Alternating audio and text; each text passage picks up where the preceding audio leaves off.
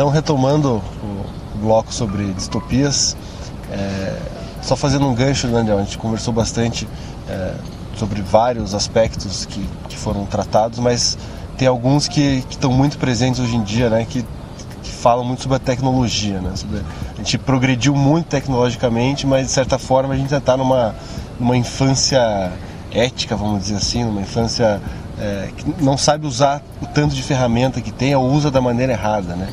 E isso no Admirável Mundo Novo, o Huxley traz isso de alguma forma, né? Traz, ele coloca como a ciência e a tecnologia não necessariamente iam nos salvar, mas pelo contrário iam criar um mundo desumanizado, onde onde a cultura ia se tornar mais frívola, superficial, e a idolatria da técnica e da salvação a partir da ciência ia gradualmente eliminar os valores humanos da vida. E hoje em dia, ser um crítico da tecnologia quase é ir contra a corrente num nível extremo, porque a nossa cultura ela vive pela tecnologia, né? Sim.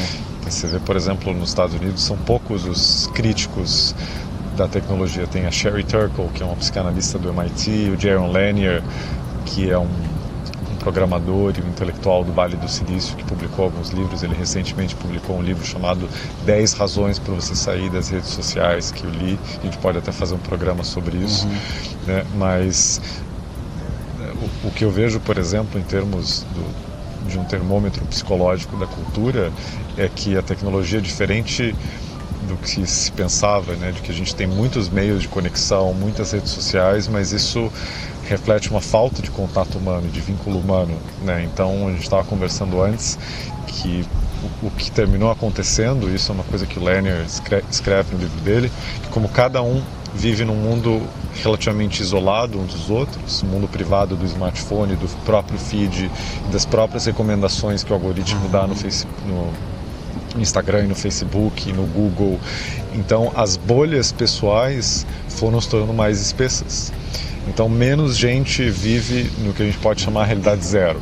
Então, vamos dizer que a realidade zero é a realidade primária, a realidade inicial, a realidade da natureza, dos sentidos, a realidade compartilhada por todo mundo. Quando a gente vive nessa realidade, a gente está em contato com uma unidade subjacente. Nós somos uma coisa só. Então, a minha vida tem a ver com a tua vida tem a ver com a minha, e a gente vive a partir de um mundo comum. Mas quando a gente sobe de nível e a gente começa a ver em realidades virtuais, ou seja, assim, a gente sobe para a realidade 1. Então eu tenho o meu mundo particular, a minha vida, e você tem a tua vida, e os meus problemas, e a minha realidade fictícia, a minha narrativa, e você tem a tua. Isso já começa a distanciar a gente. Já não tem tanta coisa em comum. Cada um tem a sua vida.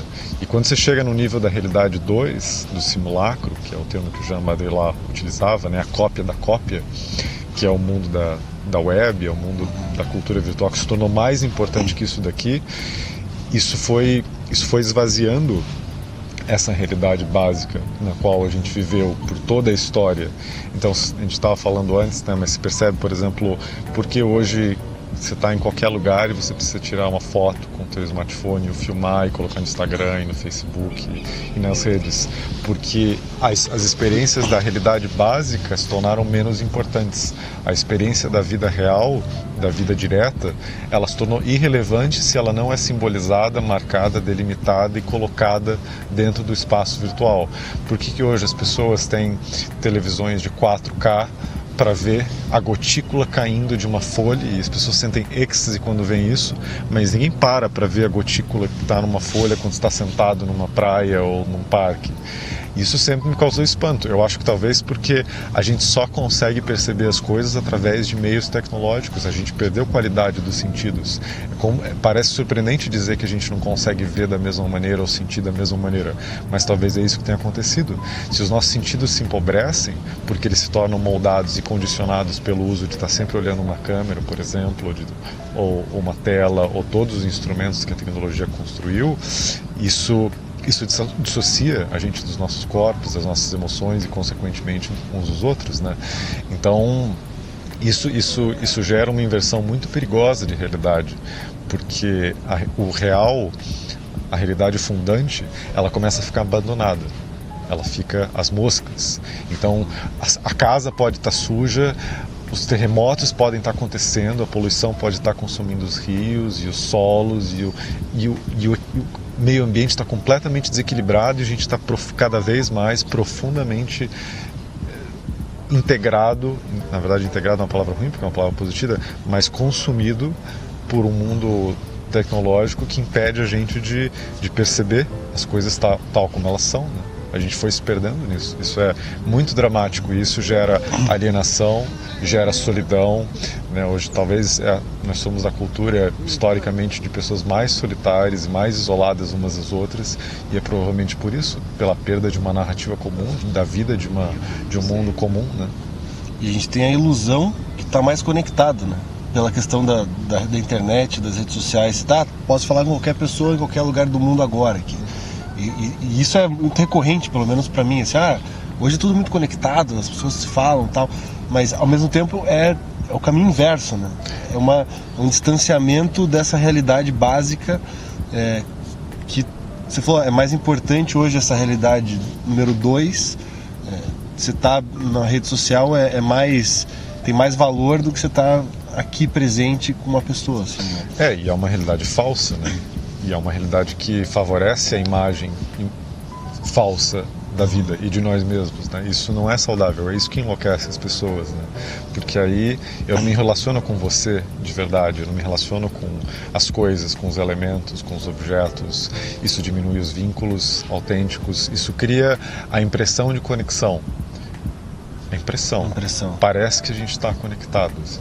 Parece que nós estamos próximos, parece muita coisa, mas se é pouco, né? E isso desempodera as pessoas, porque o que a televisão fazia antes e sempre fez através da projeção de imagens gera-se um mundo fictício, um mundo imaginário.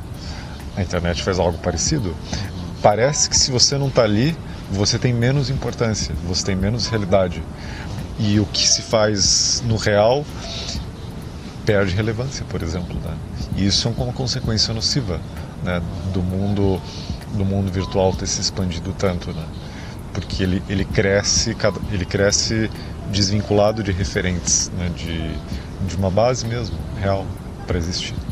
Isso está mudando a forma da gente se relacionar, até vi uma pesquisa recentemente sobre como influencia o próprio cérebro a questão da retenção o tempo de atenção que se consegue ficar cada vez menor dos jovens, das pessoas que está acostumado com internet, com celular, e isso está mudando a forma não só da gente se relacionar, como a forma da gente aprender, a forma como a gente leva a vida, né? Uhum. Então, até onde você acha que vai isso? Assim? Você acha que vai ter um ponto que tem que ter alguém como até no Admirável Mundo Novo, né? Um está incomodado com isso, assim, uhum. que gere um movimento contra, ou que contra não, né? Um movimento que mostre a realidade, que tente trazer as pessoas mais para o real verdadeiro. Assim. Eu acho que isso vai acontecendo gradualmente, organicamente. As pessoas vão sentindo desconforto e talvez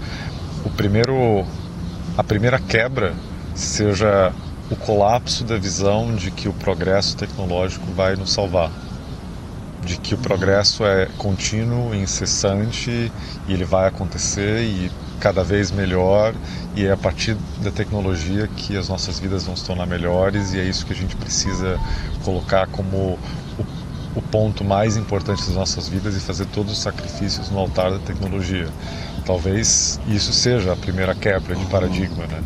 Porque até o próprio Lanier, que é um crítico da tecnologia, no livro dele ele faz uma observação um pouco curiosa. Ele diz, olha, talvez a gente não pode perder as esperanças de que a tecnologia vai nos salvar, porque ela é o último Deus que sobrou. É o Deus final. Se a tecnologia não nos salvar, se a salvação não vier pela ciência e pela técnica, o que a gente tem como cultura? O que sobrou, né? O que sobrou? O que sobrou como esperança significativa? Pouca coisa. Então isso fala muito da dinâmica do mundo de hoje, né? E não é uma dinâmica promissora. Então eu acho que começa por aí, né? Se a gente realmente recuperar e resgatar certos valores de que talvez as maiores fontes de felicidade advêm da experiência direta, de você estar numa montanha comendo uma fruta e olhando um pôr do sol, se acordar de manhã e ser capaz de perceber o teu próprio corpo e perceber que você está vivo, a despeito de todas as imagens por meio das quais você compara o teu corpo com outros corpos, que a existência o fato de ter um corpo é algo muito transcendental. Talvez no teu último dia de vida você perceberia isso, por exemplo, Prestes da Morte, por exemplo, né?